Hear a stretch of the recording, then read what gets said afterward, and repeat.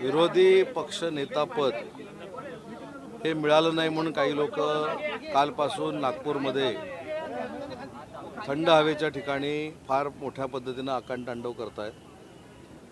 पुढच्या 4 वर्षानंतर त्यांनी हा प्रयत्न करावा, कारण संख्याबळ स्वतःकडे किती आहे याचं देखील आत्मचिंतन आणि आत्मपरीक्षण त्यांनी केलं पाहिजे. एखादी गोष्ट स्वतःच्या मनाप्रमाणे झाली नाही की मुख्यमंत्री आणि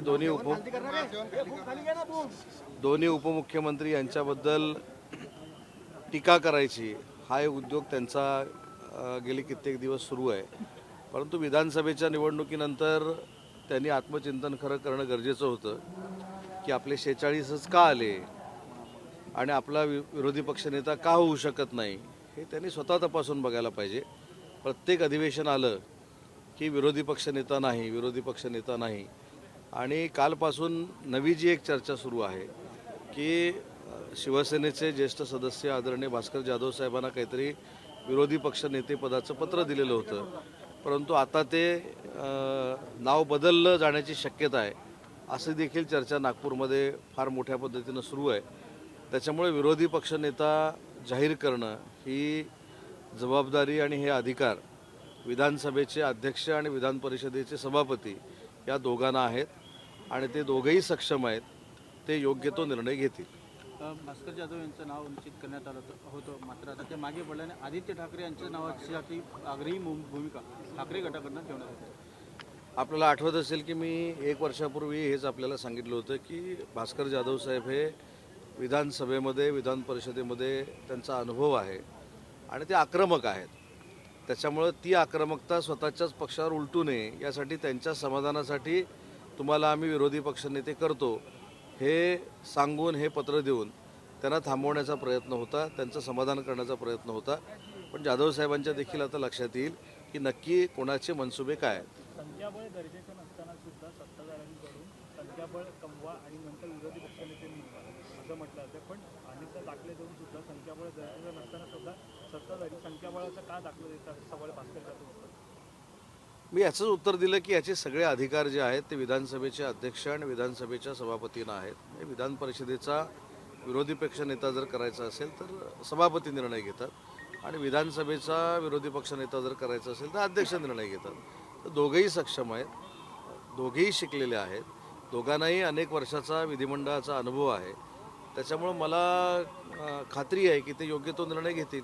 मुंबई महानगरपालिका महायुती एकत्रित लढणार आहे, मात्र त्यासाठी जी काय जागा वाटप होणार आहे त्यासाठी एक समन्वय समिती जी आहे ती असणार आहे. अशा प्रकारे समन्वय समिती असणार आहे. विशेषतः शिवसेना आणि भाजप यांच्यामध्ये तुल्यबळ जागा वाटप जे आहे ते महायुतीनं महानगरपालिका लढली जाणार आहे हे सुतोवाच अनेक वेळा माननीय एकनाथ शिंदे साहेबांनी केलेलं आहे आणि शिंदे साहेबांचं मत आणि शिंदे साहेबांची भूमिका ही कायमस्वरूपी महायुतीनंच पुढे जाण्याची राहिलेली आहे.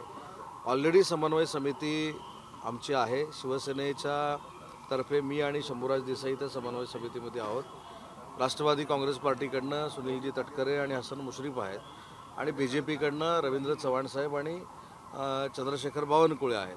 त्याच्यामुळं कदाचित ती समन्वय समितीची बैठक नागपूरमध्ये देखील होईल आणि आमच्या समन्वय समितीच्या सगळ्या सदस्यांचा आग्रह देखील आहे की त्या समन्वय समितीची बैठक नागपूरमध्येच या तिन्ही नेत्यांसमवेत देखील होण्याची शक्यता आहे आणि तशी बैठक झाली तर तुम्हाला अनेक ब्रेकिंग मिळतील. शिवसेनेकडे 125 माजी नगरसेवक आहेत, जागा वाटप कसं होणार? कारण नाही, काही गोष्टी ह्या जागा वाटपाच्या किंवा रणनीतीच्या ह्या सिक्रेट असतात. योग्य वेळी त्याच्याबद्दलची भूमिका माननीय स्वतः एकनाथ शिंदेसाहेब मांडतील. त्याच्यामुळे शिंदेसाहेबांची भूमिका ही आमच्या सगळ्यांची भूमिका आहे आणि हे सगळे अधिकार माननीय शिंदेसाहेबांना आम्ही दिलेले असल्यामुळं जो निर्णय शिंदेसाहेब घेतील तो आम्हाला मान्य आहे. भास्कर जाधवांनी एक आरोप केलेला आहे की उपमुख्यमंत्री पद जे दिलेलं आहे त्याला कुठलाही घटनात्मक अधिकार नाही आहे. या उलट विरोधी पक्ष नेत्या पदाला घटनात्मक अधिकार आहेत. त्यामुळे फक्त तुमच्या समाजासाठी हे पद देण्यात आलेलं आहे. विरोधी पक्ष नेते पदाकडे अधिकार असल्यामुळे त्याची अडवणूक केली जाते. मला असं वाटतं की जाधव साहेबांनी देखील अनेक उपमुख्यमंत्र्यांच्या हाताखाली नेतृत्वाखाली काम केलेलं आहे. त्यावेळी कधी भास्कर जाधव साहेब असं बोलले नाहीत. अनेक उपमुख्यमंत्री होते, त्यांच्या नेतृत्वाखाली भास्कर जाधव साहेबांनी काम केलेलं आहे. त्याच्यामुळं आजच विरोधी पक्षनेता पद मिळालं नसल्यामुळं भास्कर जाधव साहेबांची ही भूमिका असू शकते. परंतु जसं मगाशी मी सांगितलं की याचे सगळे अधिकार विधान परिषदेमध्ये सभापती नाहीत आणि विधानसभेमध्ये अध्यक्ष नाही. सर निलेशचंद्रजी म्हटले सर आता वाद सुरू होतो मारवाडी विरुद्ध मराठी असा वाद सुरू झालेला आहे कबुतराच्या मला तर विधानसभेचा एक सदस्य म्हणून, मंत्री म्हणून आणि या कबुतराच्या संदर्भात मीच उत्तर दिलेलं असल्यामुळं मला असं वाटतं की हा वाद कोणीही करू नये. कबुतरांच्या बाबतीतली भूमिका देखील स्पष्ट करत असताना कबुतरांची उद्यानं देखील असली पाहिजेत, त्यांची पर्यायी व्यवस्था झाली पाहिजे, हे उत्तर त्यावेळी देखील दिलेलं होतं. आणि ज्या ठिकाणी कबुतराचा त्रास होत असेल तिथं देखील योग्य ती कार्यवाही झाली पाहिजे, ही शासनाची भूमिका असली पाहिजे. हे सभागृहात उत्तर दिलेलं असताना याच्यावरनं वाद करणं आणि कम्युनिटीमध्ये भिंत निर्माण करणं हे योग्य आहे असं वाटतं. पुण्यातल्या जमीन गैरव्यवहार प्रकरणामध्ये पार्थ अजित पवारांचं नाव आहे म्हणून कारवाईला दिरंगाई होते. 1 महिना लोटला तरी सुद्धा अजून ठोस कुठलीही कारवाई झालेली नाही. शीतल तेजवारीला अटक झाली आहे परंतु दिग्विजय पाटील किंवा पार्थ पवार यांच्यावर अजून थेट कुठलीही कारवाई झालेली नाही. या बाबतीमध्ये पूर्ण चौकशी झाल्यानंतर काही आपण निकषावर नेऊ शकतो. त्याच्यामध्ये जी काही चौकशी अंती ज्या काही गोष्टी कळल्या आहेत त्याच्यामुळे काही लोकांना अटक झाली असेल, परंतु काही गोष्टी जर चौकशीमध्ये कळलेल्या नसतील किंवा चौकशी अजून करायची असेल तर त्याच्यामध्ये चौकशी झाल्यानंतर जे निर्णय होऊ शकतात चौकशी झाल्यानंतर योग्य ते निर्णय होतील. परंतु आरोप हाच होतोय की या प्रकरणामध्ये पार्थ अजित पवार हे नाव असल्यामुळे कुठेतरी दिरंगाई होते.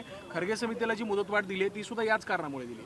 नाही, असं विरोधक म्हणतात त्यांना म्हणू दे ना. विरोधकांनी जर ह्याच्यामध्ये समर्थन केलं तर विरोधक देखील मुख्यमंत्र्यांच्या आणि अजितदादांच्या आणि शिंदेसाहेबांच्या संपर्कात आहेत असा त्याचा अर्थ होतो. त्याच्यामुळे विरोधकांची भूमिका बजावत आहेत. विरोधकांनी आम्हाला सर्टिफिकेट द्यावं, आम्हाला चांगलं म्हणावं, ही लोकशाहीतला जरी एक भाग असला ते करणार नाहीत, कारण ते शेवटी विरोधक आहेत आणि विरोधकांनी आमचं कौतुक कशाला करायला पाहिजे. त्याच्यामुळे या प्रकरणामध्ये चौकशी झाल्यानंतरच योग्य ते निर्णय होतील. सर, दक्षिण आफ्रिकेतून जो सोयाबीन आहे त्याची आयात करण्यात येत आहे. जवळपास यामुळे 1 लाख टनचा सौदा झाल्यामुळे सोयाबीनला हमीभाव मिळणार नाही, काय सांगा? या बाबतीमध्ये विधानसभेमध्ये देखील चर्चा जर होणार असेल तर चर्चा करू. शेवटी सोयाबीनचा शेतकरी देखील महाराष्ट्राच्या दृष्टीनं आणि आमच्या सरकारच्या दृष्टीनं अतिशय महत्त्वाचा आहे.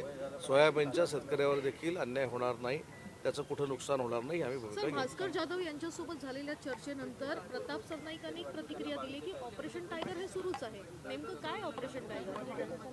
नाही, प्रताप सरनाईक साहेबांना विचारतो नक्की टायगर कोण आहे आता. त्याच्यामुळं मी प्रताप सरनाईक साहेबांशी अजून भेटलेलो नाही, त्यांच्याशी चर्चा केलेली नाही. पण भास्कर जाधव साहेबांची आणि सरनाईक साहेबांची जर या विषयावर चर्चा झाली असेल तर मी ती समजून घेईन, कारण भास्कर जाधव साहेब माझ्या जिल्ह्यातले आहेत आणि अशा पद्धतीची चर्चा होऊन पुढं काही चांगलं घडणार असेल तर आम्ही सगळ्या गोष्टीचं स्वागत करू. शिवसेनेत अनेक ऑपरेशन सुरू आहेत असं म्हणता येईल.